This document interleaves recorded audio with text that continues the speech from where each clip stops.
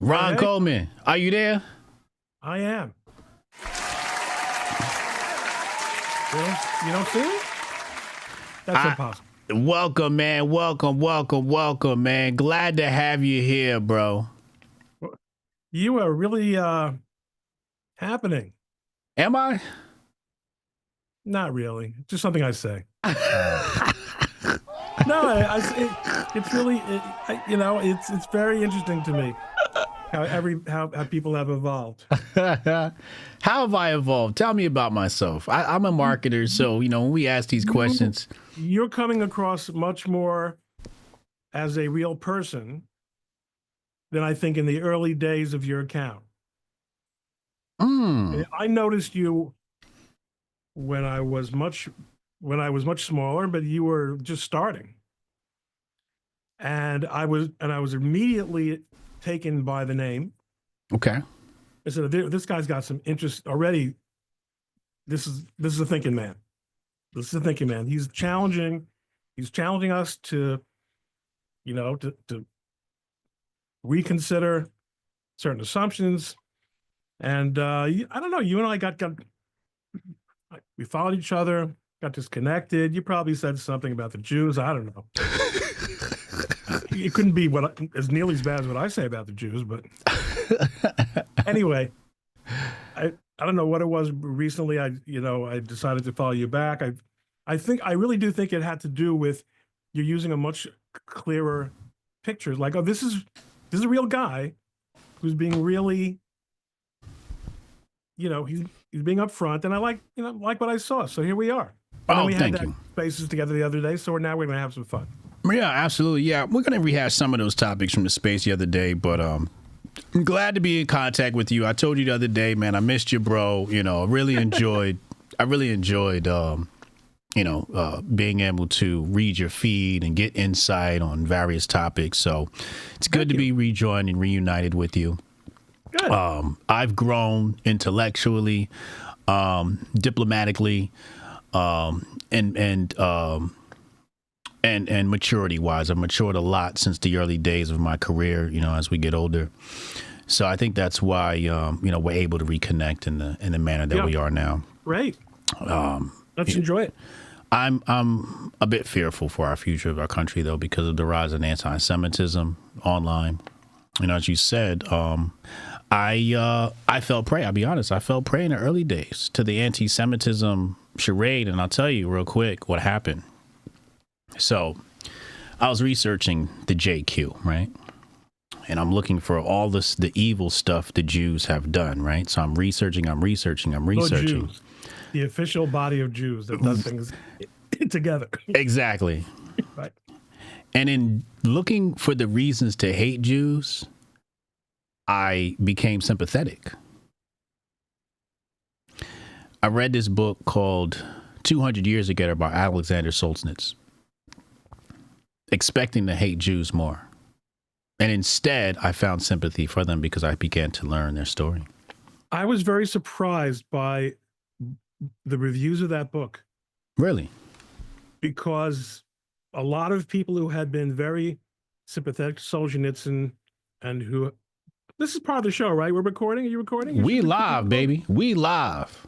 Oh, we're live? Yes, sir. Oh man, I didn't have my hair done right. Okay. Oh, this is great. So I studied, when I was in college, I read all the works of Solzhenitsyn that were available in English at the time. Okay. That was a course, Solzhenitsyn. And there were many people who wondered about Solzhenitsyn's views towards Jews. It seemed very clear to me that he was not anti-Semitic, but he went back to Russia after the fall of the Communist Party, and he definitely fell in. He got more, in a way, he got more angry because he came back to, I don't think he had any illusions about what he would experience, but he saw that the West had corrupted Russia. And also, it's unavoidable to, to look at the history of the Communist Party in Russia and not notice that certainly in the before the mid to late 30s, there were a lot of Jews involved. And in that book, 20 Years Together, 200. Yep. 200 Years Together, he makes some observations that are more direct than you might have found in the First Circle or in the Gulag Archipelago, which are almost entirely sympathetic to Jews, other Jewish Zeks, Jewish victims of oppression. But he's musing, he's getting old, he's looking back. The excerpts that I saw that were people who had historically been sympathetic to Solzhenitsyn were using to claim that he had turned the corner and now had become an anti-Semite, or was revealing himself as an anti-Semite. I didn't buy it. I just didn't see it. And it's interesting to me that you were going through this exercise of trying to find the truth, and yet you did have an inclination. You wanted to find the vein. How do I really find the real answer to why the Jews are so harmful to societies, or whatever it was? And instead, you came out with a completely different conclusion. Yeah. Yeah. What's funny was some of the anti-Semites were cherry picking the Solzhenitsyn book, right? So, for example, they do a lot of that. Yeah. So that's how they roll. Yeah. So I always use this example of when we study communism, or when people say Orwellian, or, so I remember using the term Orwellian, and I said, wait, I've never read the dude's work. I feel like an imposter using the word Orwellian, and I didn't study his work. So I sat down and I read his work, his writings and teachings, his book, Animal Farm, and what's the one with Winston? 1984. 1984. Thank you. So I sat down and I read all that, right? Now I felt like, okay, now I'm not an imposter anymore. I say all that to say sometimes people cite things that they've never investigated. And I'm the type of person where if I'm going to cite something, I have to fully investigate it. So when I saw people cherry pick Solzhenitsyn, I said, yo, what book is that? I want to read it. And they told me it was Alexander Solzhenitsyn, 200 Years Together. And I dove in like, oh, I got the juice. And I'm reading it. And I'm like, wait a second. It's painting a different picture of history that I had previously thought existed, revolving around Jews and how their relationship with Europe worked. And what I saw was myself in the Jews. I'll tell you why. Yeah. I know you wear glasses. And I got a big nose. and you have payas, but yours go all the way around. So the black community is overrepresented in media by this top 1%. It's true. Right? And people think that this top 1% represents us. And I'm like, we are nothing like them. So as I'm reading 200 Years Together, I started to notice that Jews were being persecuted for what the top 1% was doing. And that's when I said, wait, we can't just throw all Jews in the same bucket, because that would mean I have to throw Hotep Jesus in and the rest of the black community with Julianne Reed and Don Lemon. And we're not about to do that. So it sort of unwound my previous teachings in, by looking for the truth. The vast majority of Jews in Russia lived desperately poor lives. Correct. The Jews in Russia had very little freedom, and there were unlike Poland, which until really the mid 20th century, there were bad incidents, but it was basically a tolerable experience. The Russian experience was not good. You had the Pale of Settlement. And that does explain why many Jews became really rabidly radical. Doesn't justify murder. Doesn't justify, because they're then guilty. And this is one of the things that is so ironic about Marxism is that they glommed onto the collective guilt concept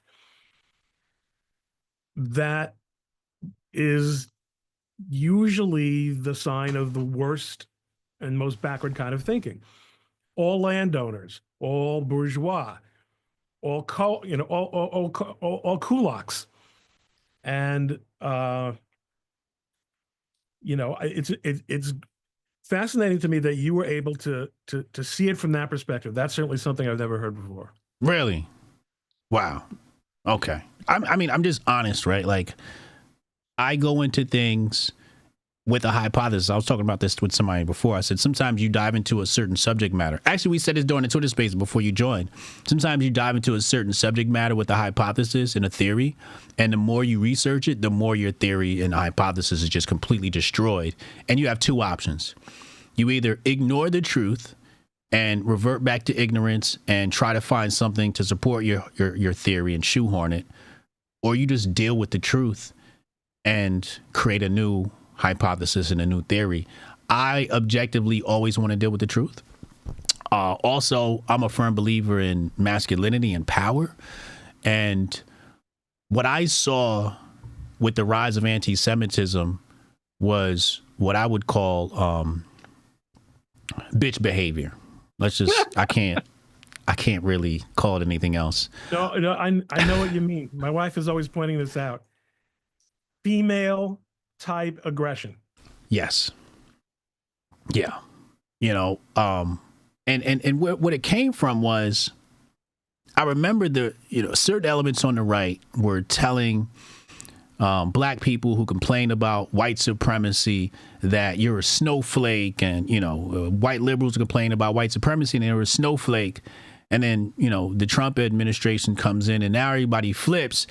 And I'm like, you're doing the same thing. You're saying black people can't complain about white supremacy, but yet here you are crying every day about Jewish supremacy. And I'm like, that's the same exact behavior you just said should not exist. So now for me, it's like, we're at odds. There's a conflict here. These people that you're talking about, who are overwhelmingly anonymous. Yes. And to a very large extent may not even be real people. Correct.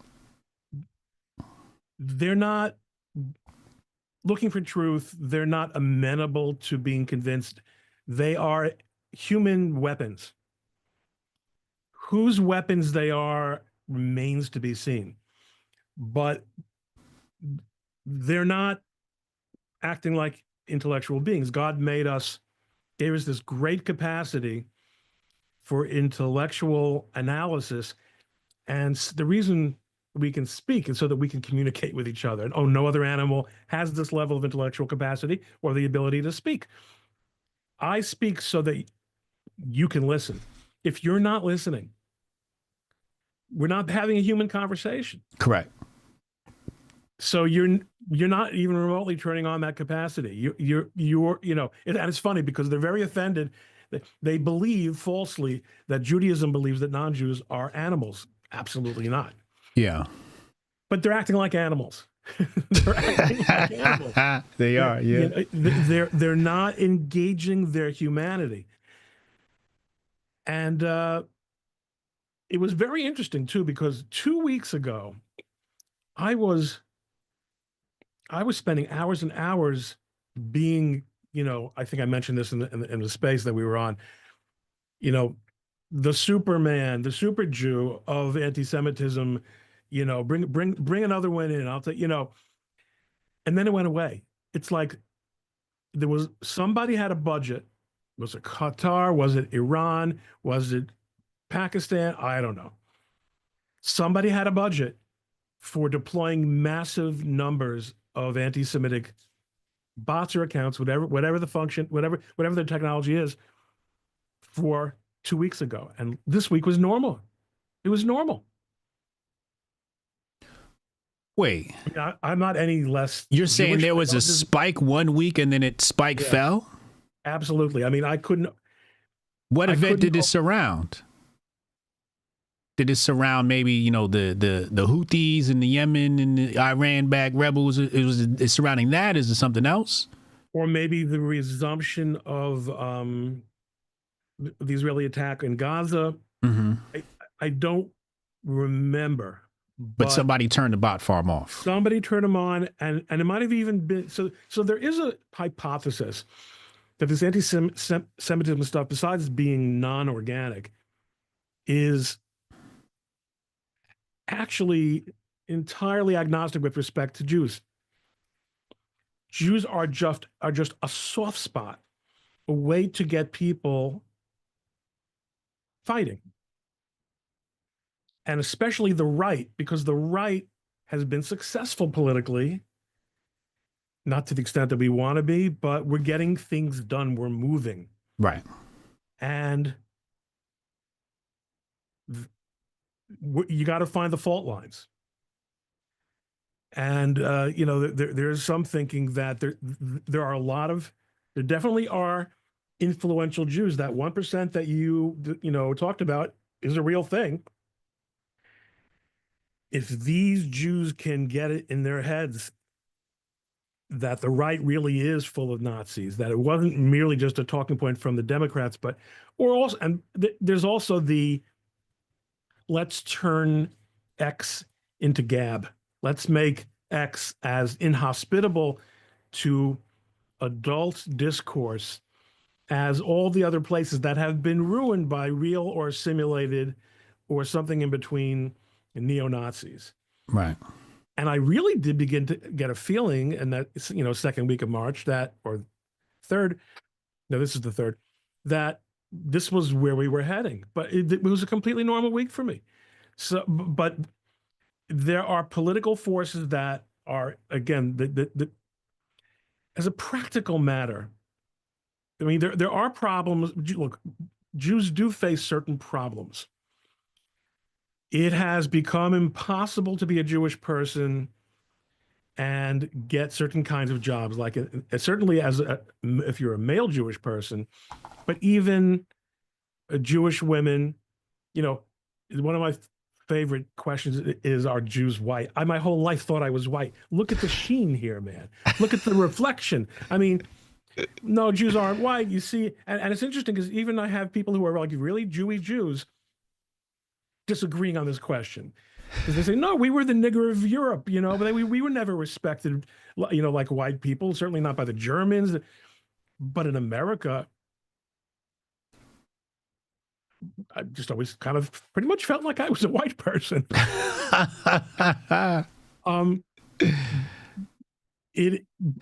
If you'll allow me to at least stipulate that the Jews really are kind of white, we're the whitest possible white in many respects, because it's true a wasp is whiter. What does you mean Jew, by right? You're whiter than white is the whitest white of white? What does that mean? Because there's all this built. So let's. So one of the things we have to talk about is the tradition of hostility in the American Black community. Okay. To Jews. Okay, let's talk about it. It's something that is an historical reality. It has nothing to do with slave owners. How many slave owners were Jewish? 7, 30%. 12. You've heard 30%? Well, if you include, you know, controlling interest in, you know, the Dutch West Indian Company, et cetera, it was about 60% Anglo-Saxon, 30% Jewish, if you consider stock holding and all of that. But actual slave owners is another story. I think that's got nothing to do with it. Okay. But I think it has a lot more to do with it. I don't think it has anything to do with it, because most people don't have that information. I think it has more to do with maybe the entertainment industry, rap, landlords, et cetera. So that more landlords and teachers. Landlords and teachers. There you go. Okay. So I grew up in the 60s and 70s, and I lived in Brooklyn at the time. And I remember when all the teacher strikes were taking place, and there was this very few people younger than I, and certainly from outside of the New York area, realize just how probably, it used to be that all the New York teachers, All of them were Jews. It was a perfect job for a second generation Jew. Oh, this is Manhattan. Where is this? Where in New York? City. The entire New York City, all 5 boroughs. Certainly Brooklyn and Queens. Okay. Jews and the Bronx, because there were plenty of Jews in the Bronx. Perfect, a job for nerdy people, a job for scholarly people, people who had family values, all those sorts of things. The labor, and it was unionized, and there were nice benefits and all that sort of thing. Through the 1950s and 60s, however, the student bodies changed markedly. You've heard of white flight. Yeah. More and more of the students were Black, whereas the teachers were still Jewish. They weren't changing over so fast. Okay. And there was a big dispute in Brownsville, neighborhood of Brooklyn, because it was by the late 60s, this formerly Jewish neighborhood had become an entirely Black neighborhood, but all the teachers were white. They were afraid of their students. They were alienated from their students. They were probably contemptuous of many of their students because the social disintegration of urban Black America, which is basically a post-World War II phenomenon, is already underway by the 1960s. So the Jewish teachers, these middle-class, very, very white Jewish teachers, they're not relating and they're not treating the students well. Now, a lot of them have the most liberal input. I mean, these are people who their religion is being a Democrat and being a liberal. Okay. But they have a personal lack of comfort with Black people. And eventually there were disturbances, there were strikes, and a lot of things changed. Meanwhile, Jews are thinking we have all this equity, because think of how many Jewish people were such big contributors to the civil rights movement and the freedom riders, and people literally lost their lives. And there's a moral truth to that, but psychologically speaking, there is a phenomenon that people who are the recipients of generosity often resent you. They come to resent you because they have a feeling that your attitude is that you made them possible, or that you made their success possible. Like, this is Black people who had been suffering under Jim Crow for 100 years, or however long it had. Yeah, 100 years by the 60s, right? Mm-hmm. The Jews are coming in and taking, making this their issue. Like, now, again, you had great Jewish lawyers. Yeah, for every Thurgood Marshall, there were 2 Allard Lowensteins. I mean, there were a lot of Jewish people involved, but well into the 80s and 90s, Jews just thought, well, the Blacks are naturally our allies. They're not naturally your allies. It's true that just like you can't expect, just like you say, you shouldn't blame the 99% for the 1%. You also shouldn't expect group gratitude. And if you own a building in the South Bronx or in Harlem, and your economic rationale is rent control. I can't make money on this building anymore. I can't even break even. I'm going to stop maintaining it. In fact, what I'm going to do is I'm going to force the now overwhelmingly Black tenants out, so I can burn it down and get the insurance money. They can, people weren't getting murdered. People weren't getting murdered in these. The idea was to get the tenants out so you could burn it down, get the insurance money. Jewish lightning, right? It was a fact. It was a reality. So the way urban groups treat each other results in tension. And so you did have, and then there was also just the plain old racial prejudice. Racial prejudice? What do you mean? How? White Jews consider themselves white. Okay. And many people look down on people from other races as being inferior to them just by Right. virtue, because, and that's a natural human response. I mean, one of the things that I always thought was funny was people said, you have to learn prejudice. No, prejudice is the most natural thing in the world. You That's want your correct. mommy and no other one. When you're a baby, you just want people you know. You cry. One of my sons, when he was a baby, his grandfather, my father, my late father, would come to him, and he had in those days I was clean shaven. My father had a beard. He used to cry because of my father's beard. He didn't know what it was. He wasn't prejudiced against my father. He just had. So as we grow up, we learn to be more understanding and to judge people on their own merits. You also learn what stops not to get off at, because you're gonna feel really uncomfortable if you get off at the wrong subway stop. If you miss your stop, okay, on the A train and get off in Harlem, unless you're. So I always said, my kids grew up in the suburbs, and they were always surprised at how comfortable I was around black people because I grew up in the city. Mm.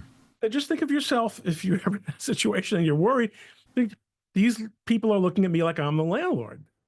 Like, I'm not here to take anything. Plus, I'm a bald, stocky Jewish guy. I'm not a threat to anybody. But these are realities, and it's okay to acknowledge that people are different and that they see each other differently. But we have this abundance. It's 2025. There's really enough for everyone. But there's also a great deal of stress about how you get it. Okay. One of the things that also happened in the 60s was welfare exploded. Yep. And the well-meaning Jewish people in government in the cities, which is still in the 60s, but so many of them were, certainly in New York, maybe not in Detroit as much, figured, look, we're going to solve the problems of the minorities by giving them benefits. It's going to be great. And so many Jewish people got benefits during the Depression, people who are immigrants. Jewish people couldn't understand, why are the blacks worse off? We're giving them all this money. Mm. Meanwhile, you've got all these stresses in the system coming through again because of the demographic changes in the school system. You've got the rise of black radicalism. Mm-hmm. I had a very interesting discussion with James. I forget his last, James Lindsay. The Communist Party spent many years trying to figure out how to take off in the United States the way they did in Russia. And what they found was that Americans didn't buy into the idea of the working class because of social mobility. Even if it's only the myth of social mobility, it was close enough to reality that people bought into it. But they realized that they actually had there was one thing Americans did feel guilty about, and that was race relations, especially liberals and a lot of Jews. Okay. Communists worked on Jews and they worked on blacks because there was real resentment among blacks because of the way they were treated by American society. And black radicalism, and then in the mid 60s, black Islam begin to put a really decidedly radical tinge into black activism. So instead of having people like David Dinkins or Thurgood Marshall, guys who are like the ultimate fix the system from within the system, you start moving into the world of relatively radical figures, Malcolm X, that sort of thing. There are a lot of stress points at this point. And I think you're right also about you mentioned the athletes I recently, for the first time, saw Straight Outta Compton. Okay. So you got these Jewish music business guys. Mm-hmm. Are they stealing from NWA, or is NWA misconstruing them? They were probably they were taking advantage, and probably the guys from NWA weren't so good with numbers themselves. But what we see is that these two sectors have grown apart.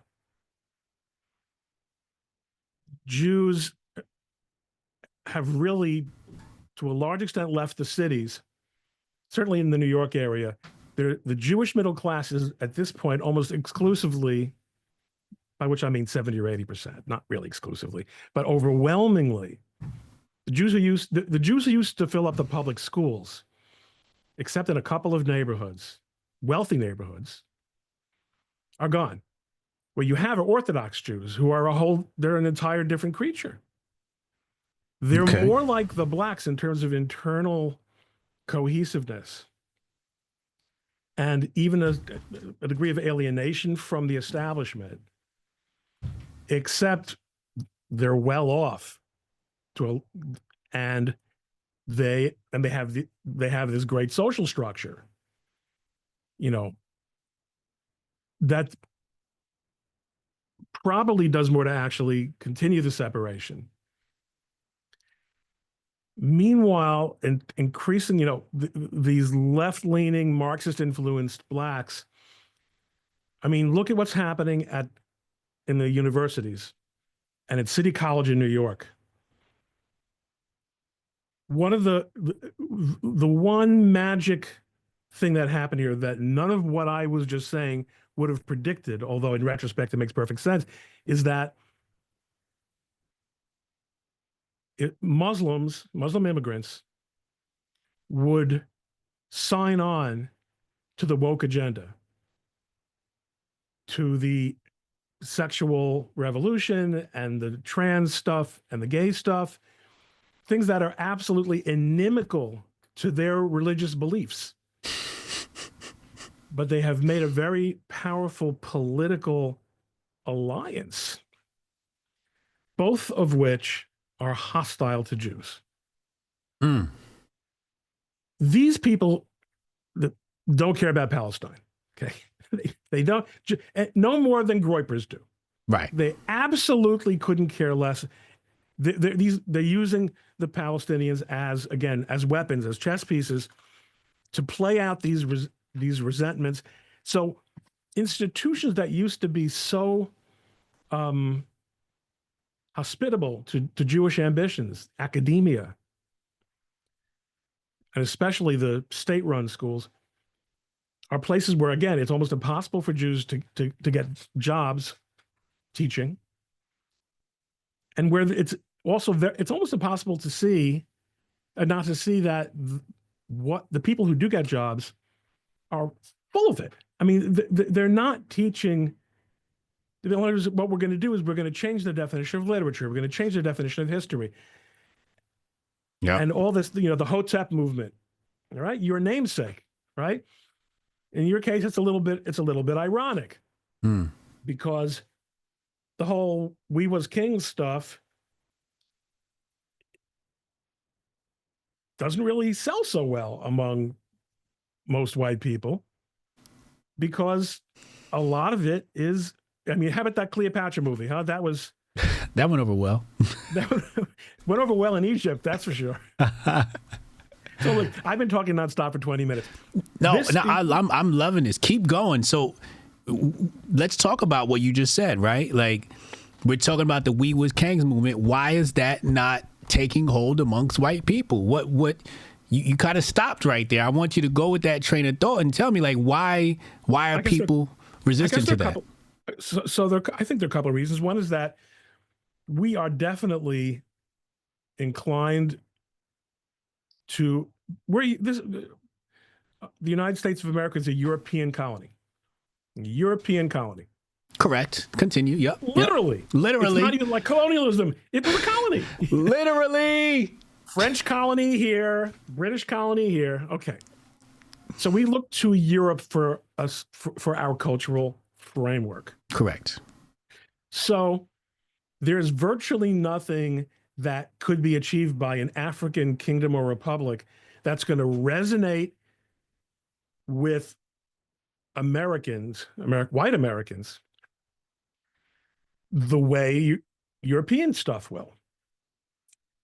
Correct. People my age grew up with fairy tales and stories and Snow White and things that were all the framework was medieval or Renaissance Europe. Right. So that's something that I think a critical literary student would say, well, there you go. You're never going to legitimate accomplishments of the Asian world, of the African world. Okay, you're right. We have a problem with that. But then there is I think people look at Africa and Africa is the dark continent. Where there's darkness, there's fear. And where there's fear, there's imagination. There's a tremendous amount of myth that everyone has about Africa. White people went to Africa and captured slaves. Actually, mostly black people sold slaves to white people who stopped at the shore. They weren't going into that neighborhood. They're not going to get off at the wrong stop. Lots of myths. But overall, Africa is not a success story as a continent, economically and socially. So when people say, you ever go into an ethnic neighborhood and you see people, let's say it's a Lithuanian neighborhood, and everyone is really big about, Saint or King Wenceslas or something. In other words, people you never heard of, but these are like their guys from the 1400s, You think, oh, that's really cute. You still have your guy. We're America now, okay? But America, what is America? It's like a kind of continuation of Great Britain, even though it's so different. But correct. That's the continuation. Right. Africa. So what have you guys got? You got a bunch of military dictatorships, some relatively progressive free countries, but no. Africa doesn't move the white American mind. So when you say we had all these great accomplishments, the response is, well, where are they now? What happened to them? Right. And also, we joke about the Cleopatra movie, but that epitomized a crazy. It's like Kwanzaa. Okay, you're making shit up. Like it's an insult.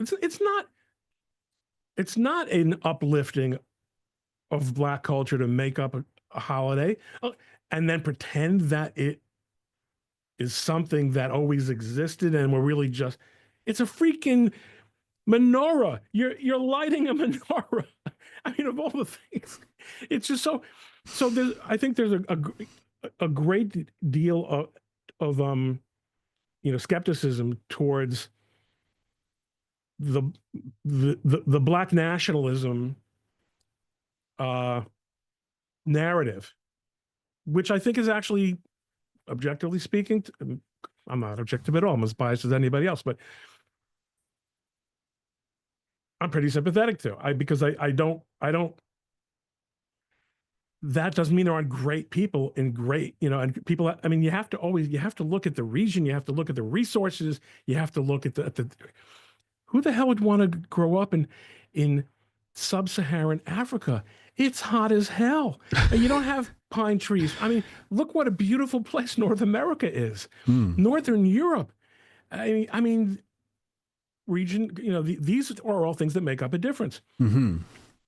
People have their concepts, their frameworks that they work in.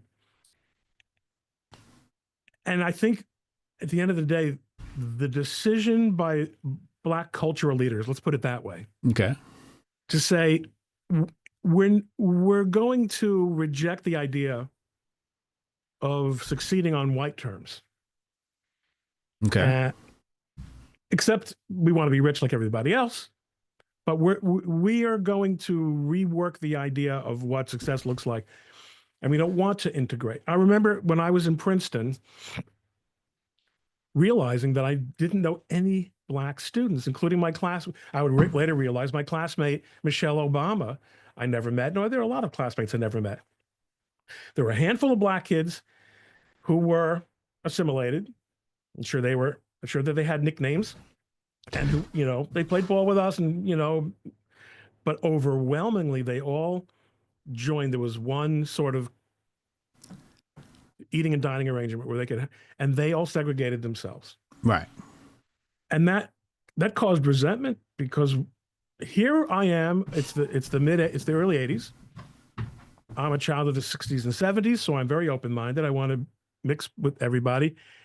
And they're turning their back on me. Why are these guys now, of course, there's also a kosher dining hall and all the Orthodox Jewish kids are there, but when they're not eating or praying, they go to the same class and they live in the same dormitories. Wait, they have their own cafeteria?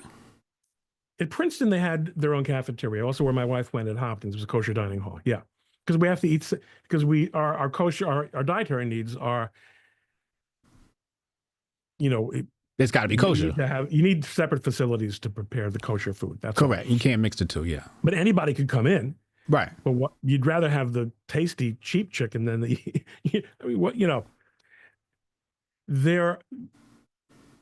there's.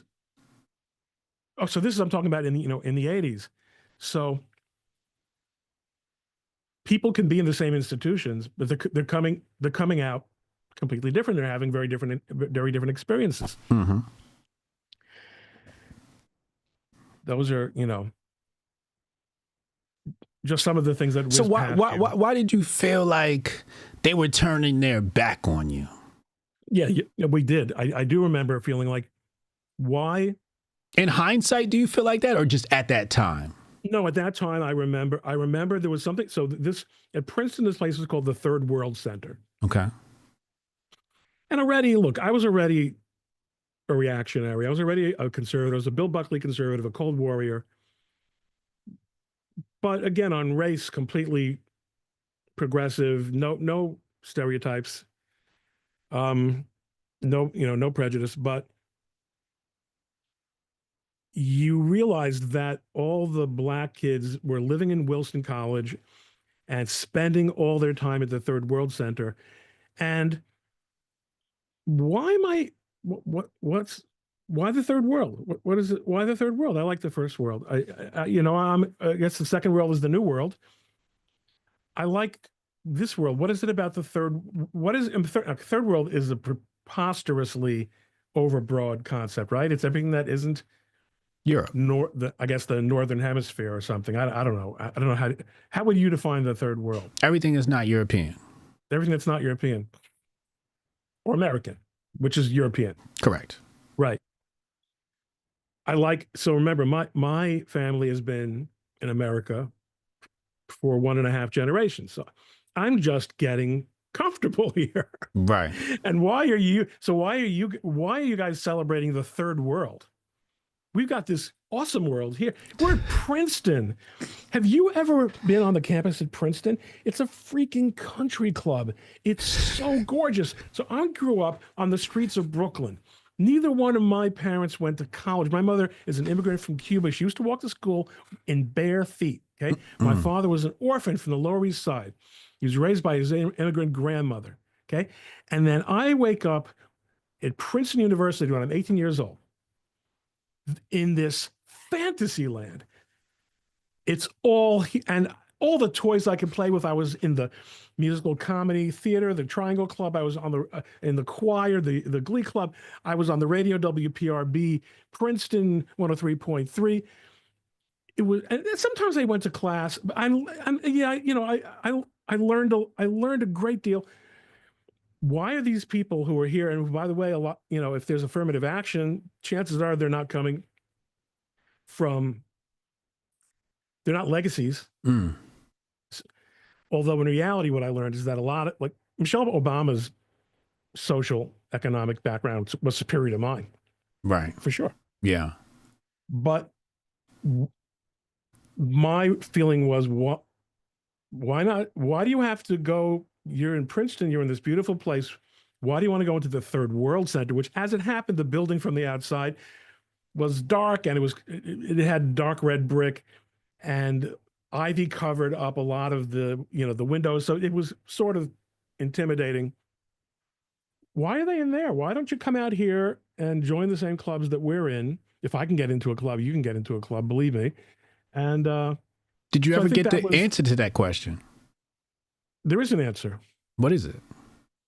Well, you tell me. I don't know the answer. Oh, you don't know the answer? Guess. I can guess, which is that a significant portion of people who took that route felt resentment towards the things that I thought were the greatest things in the world. They did not see it as a place where they were welcome, regardless of my personal feeling of wanting to welcome them. Because they didn't know me. They didn't also necessarily care about me. What I look, and I don't think that, I think that because people who are sort of thought leaders or social leaders within the group, we're talking 18, 19-year-olds when they make the decision to self-segregate, people followed them. People, because Michelle had already had a brother who had been at Princeton, so she knew how things rolled and what the score was in a place like this. So people would look to someone like her and say, "Oh, that's what Michelle's doing." Then, I guess that's what the black kids are doing here. There is obviously, I wouldn't have been aware of this at the time, except from stuff from TV. There's obviously a certain amount of resentment towards black people who act too white. Wait, what? Who act too white. There's a resentment by among white people. No, among black people? Yeah. Against black people who act too white. Oreos. Yeah, right? I can't stand them. Yeah, you're right. Well, it's funny that you say that, because one of the reasons that I became religious was 4 years of seeing Jews trying to act like wasps. I said, I don't care how much green and pink you put on, you're a Jewish guy. Like, you're not pulling it off. Yeah. But I don't know. I would think that there are probably a lot of people who think that you do qualify as someone who acts too white. So good, you have, you got the funky hair, but look at you in your tailored jacket, and your white collar shirt, and your nerd glasses, talking with the rabbi. It's listen, people do find a certain comfort in dividing the world up so that it's easier to comprehend where they fit in. You're right. But if indeed that was the reason, and that was the best I could ever really deduce from it, I would think that would have only enhanced my lack of warmth towards the endeavor. Because it is, after all, a divisive way of looking at the world. To which the response, and again, I think dialectically, so I'm always thinking of the responses, to which the response would be, but Ron, you're only pretending it's not a divisive world. The world is already divisive. I live in this divisive world, so at least I can go up to a place where other people have the same kind of experience, the same kind of way of looking at the world as I do, and feel comfortable with them. That's an answer. It's an answer. But what we see is today we have a lot of stress from it. And of course, these are the 1%ers. Yeah. These are the 1%ers. And when we talk about blacks, we talk about... Obama's a 1%er. 1%er. I mean, my God. There's a guy who worked the system, huh? I mean, well, you asked, why would they want to segregate and, be a part of the third world and, all of that stuff. I can't answer that. It was a goal of mine. My mother wanted me to go to Princeton when I was a child. She wanted me to go to Princeton, and it was supposed to be a dream of mine. Unfortunately, I'm a terrible student. I'm laughing because I like a guy who can say that. People say to me, what happened to you? Like, why are you in one of those big law firms? I said, oh, you have no idea what a bad associate I was. Yeah. Yes, you just weren't good at school. I was terrible at academia. I was, what's that? Where'd you grow up? Union County, New Jersey. I went to it was a predominantly Italian town. Newark Exodus. Yeah, I was in Newark Exodus. Yeah, I was in Newark Exodus. Yeah, I grew up in Newark, and then we exited, and then I landed in the suburbs, and that was a very strange assimilation program for me, and I didn't adjust well, and I was the type of kid where I didn't like to do homework. Like for example, I'll tell you, freshman year in high school, there was two people who got an A on the history final. It was me and my homie. And my teacher said to me, he said,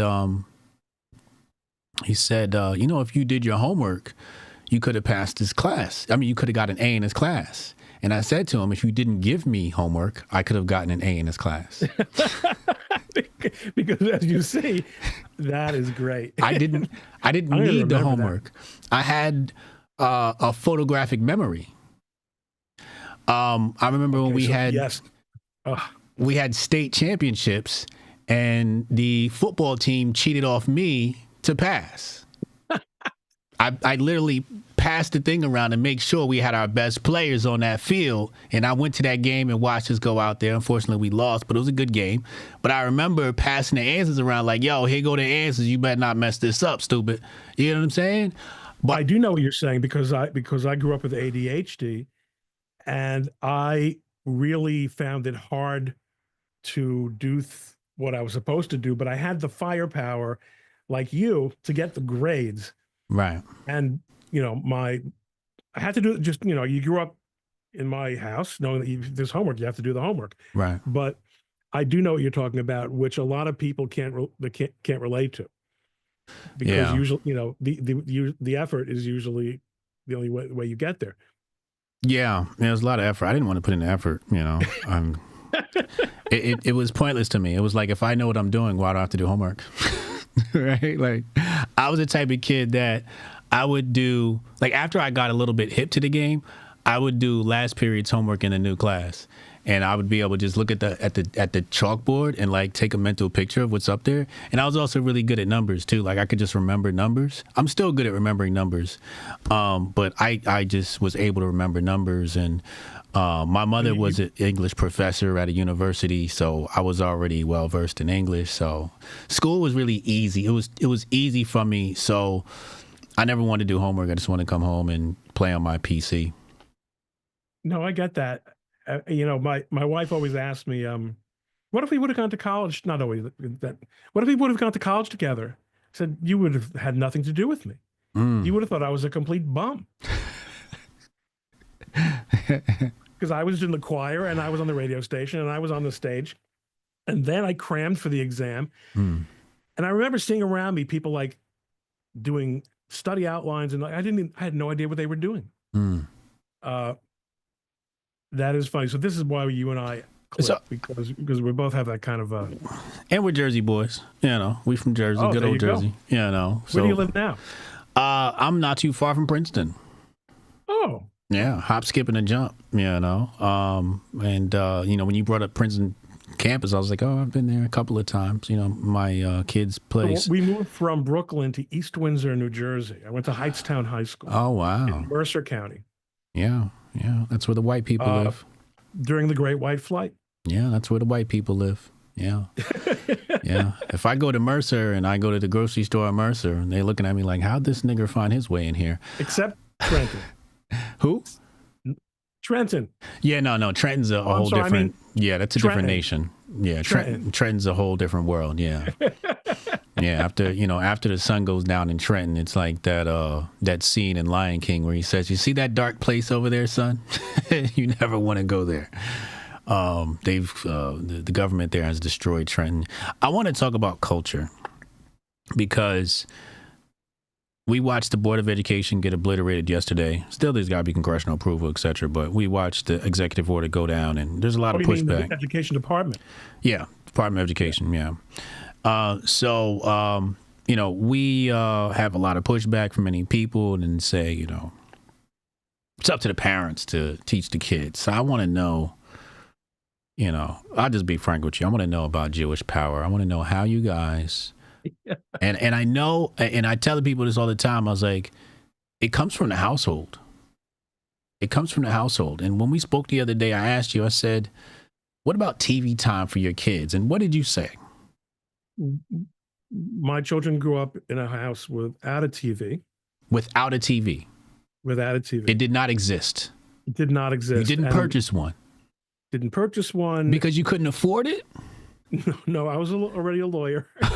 Okay, so you could afford it, but there's no TV in the house. No, because first of all, our kids do a lot of work and a lot of homework. Okay. But in our community, TV is absolutely off the table.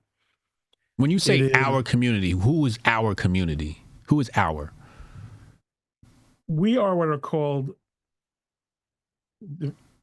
We're not Hasidim. Okay.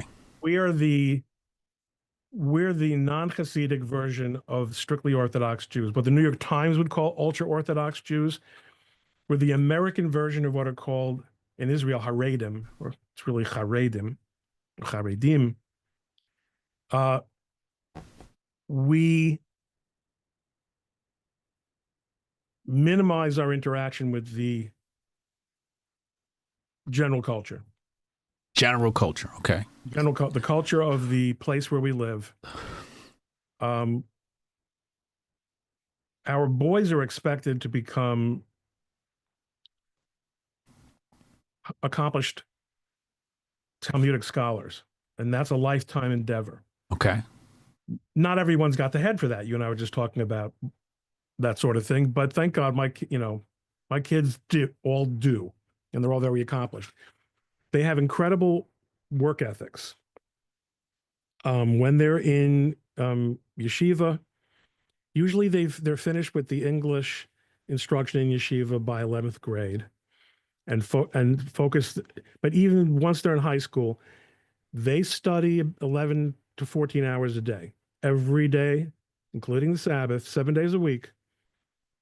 The Talmud. What's that? They're studying the Talmud. They're studying the Talmud. That's right. For 11 to 14 hours a day. Yes.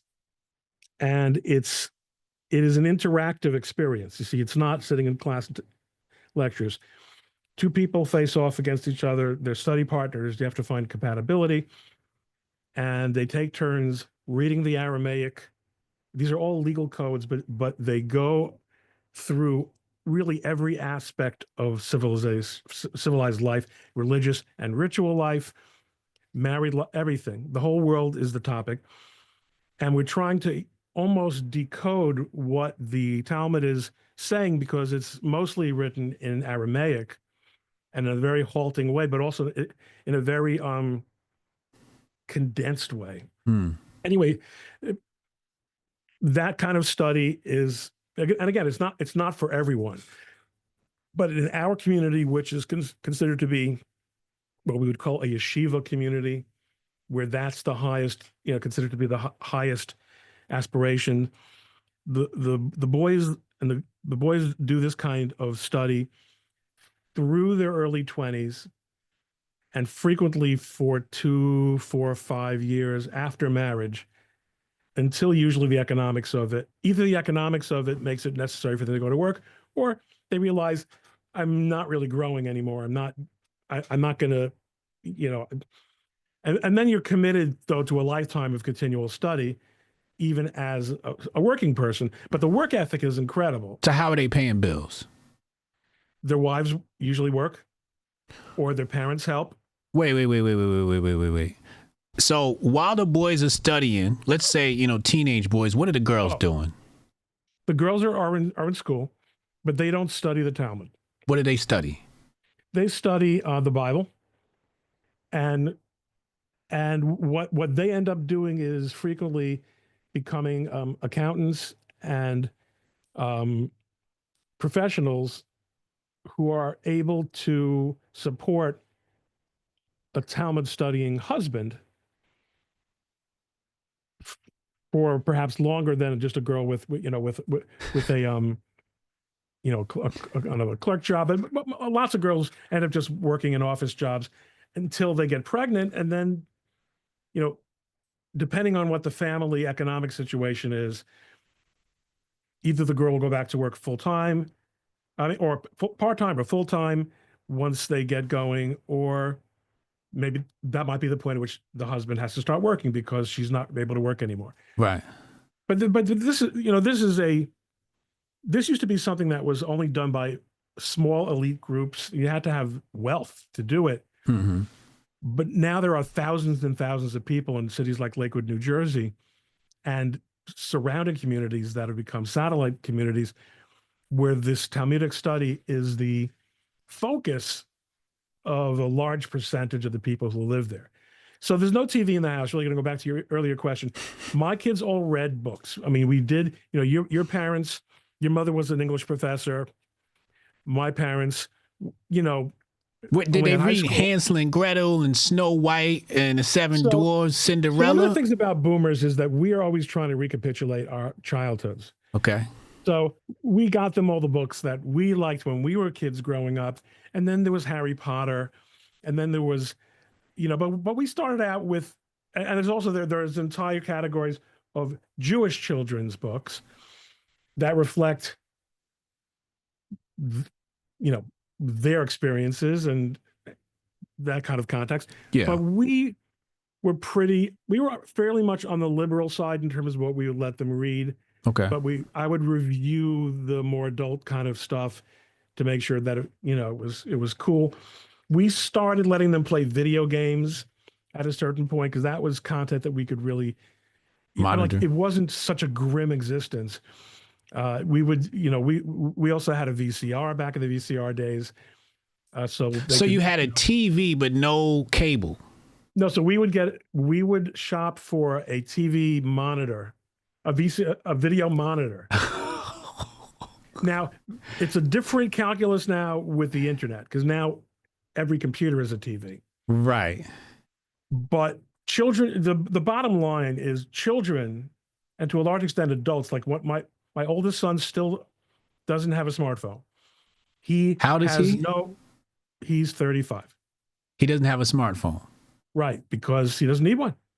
He wants to focus on his work and his studying, and he doesn't need to be entertained. So they're not clued into the world of entertainment. So it leaks in. All right. So you got a VCR, or had a VCR? So then we would rent Disney stuff, the old Disney stuff. Okay. Or Rambo. What's that? Rambo. Rocky. Not usually stuff that was that violent. Okay. In other words, stuff that you would want your kid to watch, classic movies, and they would hear about Disney movies and they'd want to watch those. And again, it's not like the woke Disney stuff. Eddie Murphy? No. Oh, damn. Okay, no Eddie Murphy. All right, continue. I'm sorry. Well, you know what happens is once they get out on their own, they start exchanging like clips that parents have made, or when older married kids, when they get onto the internet. So most of them have access to a lot of, like, they know what a lot of the memes are about. They know what a lot of the movies are, and depending on just how strict people are with themselves, right, they'll let themselves. But we don't, like, they don't go to the movies. You won't see anyone from our community going to a movie theater. That's crazy because Jews run Hollywood. Right. Those are the Jews who ruined this country. So that's a different set of Jews. They're overwhelmingly not observant. And to be fair, the Jewish society that existed in America, the times of the creation of the great Hollywood movie studios, didn't have the resources and the institutions that we have. And they were also these were poor illiterate Jews, and they were looking for business opportunities. And a lot of them, they found an opening and they grew into it. Yeah. But I don't know anyone. I mean, there actually are a couple of what we call modern Orthodox people who are involved in the entertainment business. Those are people who sort of straddle both worlds. Right. But in our community, we really have nothing to do with entertainment, and certainly, also not music. So when did the kids wake up? When do the kids wake up? Did they have did you have an alarm clock in your house? Oh, so everyone, of course, yeah. I mean, everyone was responsible to get himself up on time for school, but the mommy and daddy will wake you up. And what about Saturdays, right? Oh, okay. So look, are you allowed to sleep in on Saturdays? Saturday is Shabbos, so right. So shul starts, let's say 8:30. So when we first moved to the town where we live, the shul was a little bit far away because it was a developing town. So the boys got up with me, and they would probably eat something first. The adult men don't eat before prayers. And we would walk across town 20 minutes, 25 minutes to the synagogue. So sleep. Did you pray as a family at home before you left, or you just wake up, take a shower, and bounce? No, you wake up, you say some basic benedictions. With each other or separately? No, separately. No. Okay. The group prayer takes place in synagogue. Okay, got you. All right. Yeah. So the kids are expected to wake up and do the prayer on their own. Well, depending on the age. Got you. But by the time they're bar mitzvah age, they have to go to synagogue 3 times a day, just like I do, and they have to know what they're doing. But in school, they're going to be trained. So between watching what daddy does and the training they get in school and being literate, being able to read Hebrew themselves, they pick it up. I got you.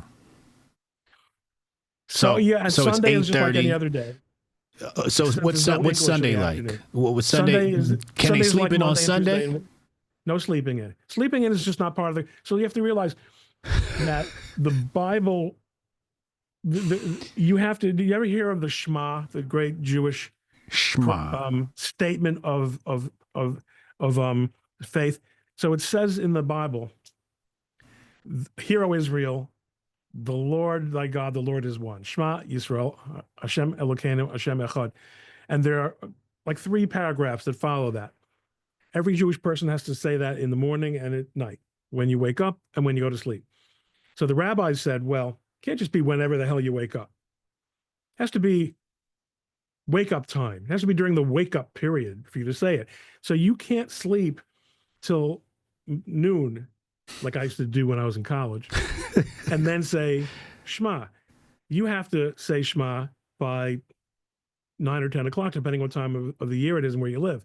So Jewish people get up early, but also there's so much to do.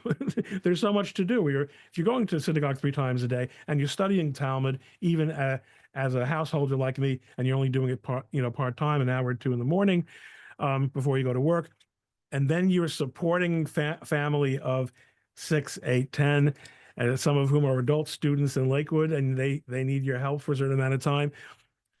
And you're making weddings because we get married and we have extended families, and therefore the weddings are big. We're busy. Everyone's busy. Sleeping in is really not a phenomenon. It's considered, in fact, when guys who sleep in are known as bums. Unless you're, God forbid, sick or something. Right. Okay. When does your son get his first girlfriend? Like 13, 12? We don't have girlfriends. There's no girlfriend. There's no girlfriend. When you're ready, the life they live in the yeshiva as teenagers is almost like a monastery. Okay? No girls. When a boy is ready to start dating, which in our circles is usually 21, 22, depends on the guy, the mother or father or both start receiving suggestions. Suggestions from who? From people who know girls who are looking for a boy that fits this profile. Okay. You vet the suggestions, and usually there's an intermediary, a matchmaker. Okay. Assuming that everyone checks out and everyone's comfortable with the first blush, the kids go out, get to know each other. A date. A date, well, but no touching. No touching. Not even a hug. Not even a handshake. Wow. Okay. No touching. So he ain't getting no kiss that night. He ain't getting nothing. Okay. Damn. Okay. They go out usually 5 to 10 times is pretty much enough for them to know whether or not they're interested in getting married. 5 to 10 dates, no touching. Right. No. Because since there's no touching, you get right to business. You get to know each other. Right. Because of the vetting process, you're going to only be set up with someone who is prima facie in the category of the girl, age-wise, level of family religiosity, etc. What if he be like, "Yo, she ugly. I don't like her." Is that a good excuse for him to be like, "I don't want her"? So, 100%, of course. Okay, all 100%. right. Oh, yeah, yeah. Okay. But the custom is to at least give a girl a second date so she doesn't think that's what it was. Okay. But if there's a girl who's got like a real, like, eventually the guy, there's like, there's a grapevine, and guys you start knowing who's a nice looking girl and who's a less nice looking girl. Right. You work that out, assuming that you find something, the parents then meet the, prospective spouse, they meet the parents, they make an arrangement as to how the young couple is going to start out, how much will each side contribute to helping them out in the beginning. And then the fun begins. Wow. Then they get married and they get to, kiss each other for the first time and then they can consummate thereafter. Can have babies. Yeah. Okay. Let's talk about school now. Okay. I got 10 more minutes. You got 10 more minutes? Oh, we got to make this quick. So the government pays for y'all school, right? Like you guys, you pay taxes to the state, and then the kids go to Jewish public school, right? No, they don't. No one goes to public school. We pay the same taxes as everyone else, but our schools now, we are under the law. You're allowed to provide certain kinds of benefits like bus transportation, school books, in order to religious schools. But the teachers are paid by. It's all private school. It's private religious school. It's comparable to the Catholic, the Catholic, what do they call them? Yeah, those Catholic private schools. Yeah, what's the word for them? I know what you're talking about. I can't think of it though. We know the word. Yeah. But yes, it's a completely independent system, meaning that seminary community taxes itself basically rather aggressively. And the tuition crisis is a regular topic of discussion in our magazines and, communal organizations, because big families have very big tuition bills. But nobody would dream of sending their child to a public school. First of all, they're co-ed. Second of all, there's zoos. There's zoos. I mean, you mean like lions, tigers, and bears? Lions and tigers and bears. The way that people, look, they're simply not culturally compatible with kids in public school, regardless of race. But we want the kids to grow up to understand things, in the traditional way, but also to be equipped to make livings for themselves. What about sports? Yeah, y'all play basketball. Y'all got basketball teams. Kids play ball after school when they're younger and during recess, just like any other kid. Do they play other schools or just other Jewish schools? No, we don't. So the modern Orthodox schools often have school teams, but not in my community. No. Okay, got you. Okay. That would now that's a shame in a certain respect, because there's a lot you can learn, in my opinion, from organized sports. Mhm. And I say this as someone who was a failure in every respect in sports, both organized and otherwise. But I see that those who were successful, it really enhances their work ethic and their understanding, teamwork and all that kind of thing. But Mhm. you can't have it all. And if you're going to study 10 to 14 hours a day, there's not going to be time to be good at anything, much Right. less to get on the bus and go somewhere else and play. But in the summer, they go to camp, and they go to Jewish camps where they still learn Talmud in the morning, but in the afternoon they play ball and they have a full sports experience. Last question. Not only the Jews run Hollywood, they run the banking industry, and there's some conflicts in your story, because you said the dudes, they learn the Talmud, and the women love learn the money. I mean the numbers. So when is it that y'all controlling banking? where does that come into play? Is that generational? Is that a myth? Because when I go on Wall Street, I see all the Orthodox. So there are a lot of Jewish people, a lot of guys who are really good at finance. Okay. Just like you were. Like, you could look at the number and remember a number. Yeah. I'm not one of them, but I see my neighbors, guys who are, building out their houses and, driving the newer, nicer cars, are almost all in finance. A lot of guys get business degrees after yeshiva. Okay. To help them learn, the basic stuff. But there is, like, among the Hasidim, for example, virtually no one goes to college, but they grow up learning how to do business. It's just a thing to see. They're entrepreneurial, and they listen. We're generalizing. It's not for everyone, but right. They do it. Now, there are some, listen, the whole myth with the Jewish bankers, that really goes back to the era when there were these great German Jewish banking families and transplanted Jewish Germans who were mainly not religious, but who were very influential on Wall Street. Even though they weren't necessarily accepted socially, they weren't able to get into clubs, so they would start their own clubs. Today, finance and law are areas that a lot of Jewish people go into. The yeshiva training is good for both if you learn your English properly. So my kids, none of them is probably going to go to law school, but they read a lot of books. They learn good English. But math is part of the curriculum for the boys, though. Yes. Okay. All right. It is for us. I will tell you that the Jewish doctors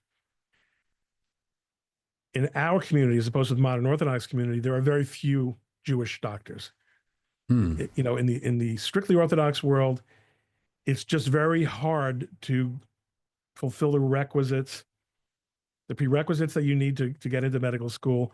And they're not well educated in science. They're just simply not well educated in science. And also, medical school is really like the 7-year odyssey. If you're getting married in your early 20s and you're having kids immediately, and you're basically not using birth control,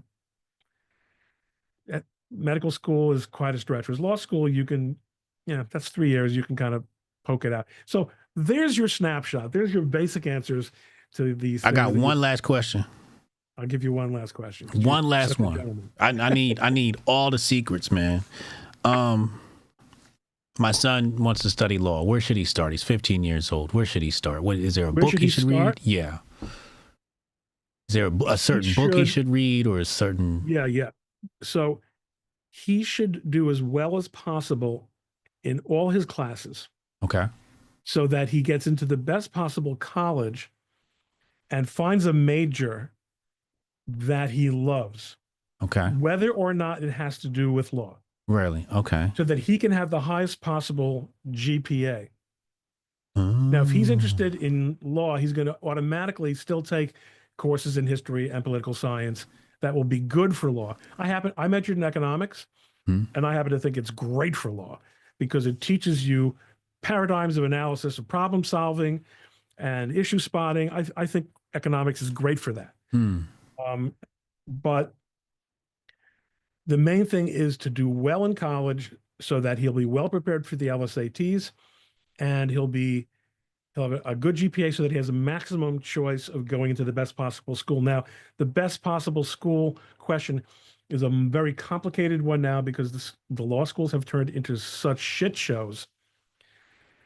So let's discuss that in 10 years or in 5 years or 7 years when he's looking at law school. But in the meantime, I'll send you a link to the book I wrote, the Princeton Review Pre-Law Companion, which is out of print, but you can get it on Amazon for 14 cents. And it does talk about what working as a lawyer is like. It's a little bit outdated, but fundamentally what working as a lawyer is like and how best to maximize, your possibility of getting into the law school that will give you the most choice over your future career. And if he ever wants to, spend a little time following around a lawyer in Newark, let's set it up. Oh, that'd be fire. That'd be fire. Maybe Send them down. You going to hang out with Rabbi Coleman on Saturday, man? Or, absolutely. Not on the Saturday. But my bad. You right. Not Saturday. Definitely not Saturday. If you want to come over for Shabbos, we could arrange that too. And then you bring your whole family. That'd be wonderful. Hey, Ron, you've been an absolutely gracious guest today. I appreciate you for all the insight. I'd love someone who's genuinely, but you told me this at the beginning, you have genuine intellectual curiosity, and that's what gets you into trouble. It does. It does. Yeah, it really it's does. the only way to live. Let me know when I can come on your channel. We can talk about whatever you want to talk about. You can interview me. No, you're going to explain to everybody what a Hotep Jesus is. I got it immediately, but they might not. So we'll explain. Catch you later, buddy. Later, bro. Oh, man. What a great one, y'all. What a great one. Oh, man. Listen, if you're over on YouTube, you're missing out. The Griff Report is daily, 2 p.m. over on Kick. I'm about to continue the show. We're going to head over to Kick. YouTube, I'll see you later. Hey, Kick, we taking phone calls. Kick. I'm opening up the phone lines. Text 202-596-5631. We taking phone calls. Kick viewers only.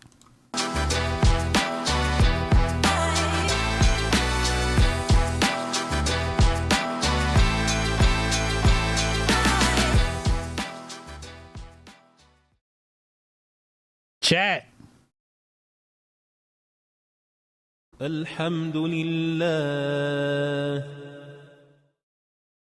Chat.